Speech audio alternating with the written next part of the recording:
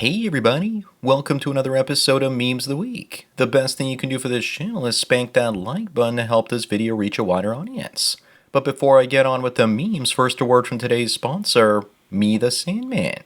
If you want to get your hands on this Thought Tears mug, then visit my Teespring store down in the description.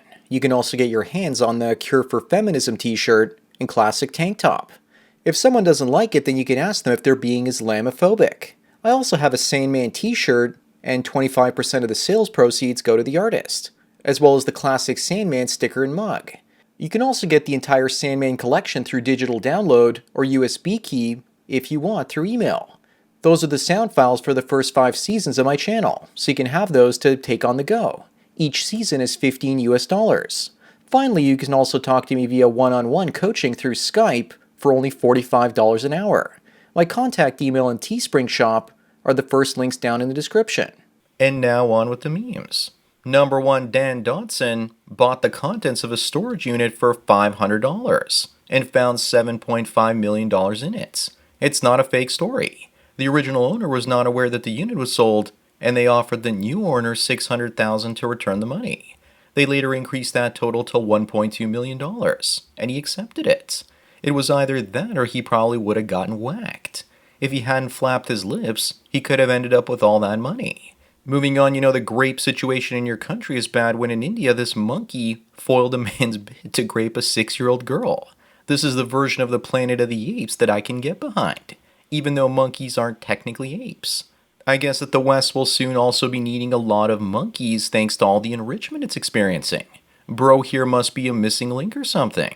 Number 3, this mother who joined Lonely Fools cries about losing her job after a troll sent X-rated pics to her family and work.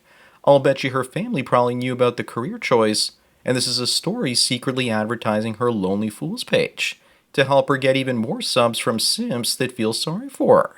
Wah! She's basically saying, come see me stick things up my schwing, but don't forget to respect my privacy at the same time. Up next, we have a woman that enjoys work and she doesn't have a job, but if you pay for her bills, she will let you use her holes. Looks like it's getting desperate out there. At least she's being honest about what she wants. Then again, this might be a cop in disguise. So after 100 years of feminism, women still need men to take care of them by selling themselves to them. She's probably an STD factory as well. Number 5, Ken asks Barbie if the ship's captain is qualified. She says she's better than qualified. She's diverse. Then this New Zealand Navy ship with the lesbian captain runs aground, catches fire and sinks. It's the first ship the New Zealand Navy has lost since the Second World War. No one is saying that her being a woman or lesbian led to the sinking, but the government is still investigating.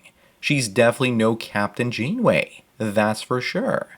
I bet you anything they were playing the song We All Live in a Rainbow Submarine over the intercom while the ship was going down. Moving on, here's a post from Elon Musk when he was involved with Amber Turd. He had her in peak anime cosplay. She had a kid through surrogacy in Spain, and I wouldn't be surprised if it was his. I lost a bit of respect here for Musk because he knew that she was still with Depp at the time and didn't care. I also don't know if this is technically her peak because women typically peak out between the age of 20 and 25. Angels also don't shit the bed. Number 7, on a scale of 1 to 10, how pissed off would you be if you matched with this woman on her dating profile and met her without seeing a full body shot? Looks to me like that scale would need to be a lot higher than 10. Then again, I wonder how high the Richter scale goes when she enters the room.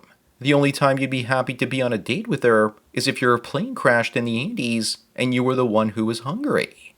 Up next, this guy isn't being serviced by his wife in the bedroom, so he ordered a flashlight. And she found it and threw it out, claiming that he was cheating on her with that flashlight.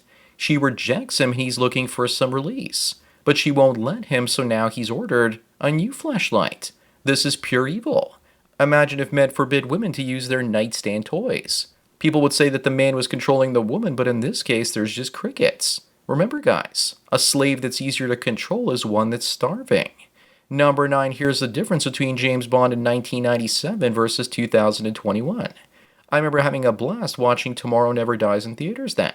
I didn't even bother watching the 2021 film even though I can download it on the high seas for free. Looks like in the new one, both the motorcycle and his nuts have been castrated. They destroy everything young men can look up to in order to make guys weak.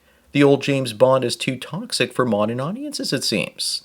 Moving on, this trans man gives birth after a grinder one night stand while transitioning. And Ronan here says that giving birth is one of the most masculine things he's ever done. It just sounds like straight sex with extra steps. I also gave birth recently after a Taco Bell one night stand. What's even more nightmarish is that even with that appearance, some man out there bumped uglies with him, I mean her.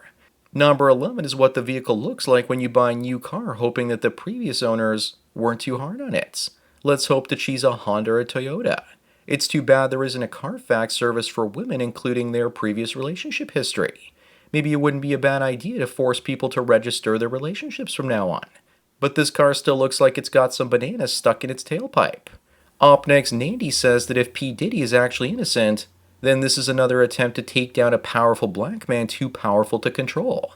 But I think he was always guilty and they knew about it. He just pissed someone off, so they are now going after him.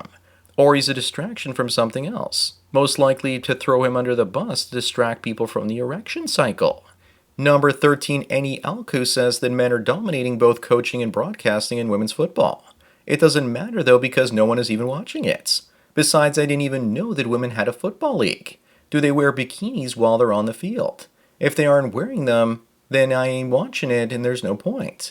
Eni Alku also sounds like the name of one of the Anunnaki.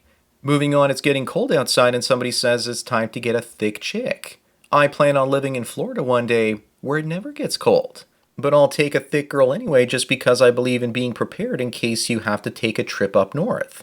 But seriously, I'll pass. Because when a woman like this has a ass bigger than the toilet, it's called a toilet ass. From my experience, thicker girls' blubber gets cold in the winter and it doesn't actually keep you warm.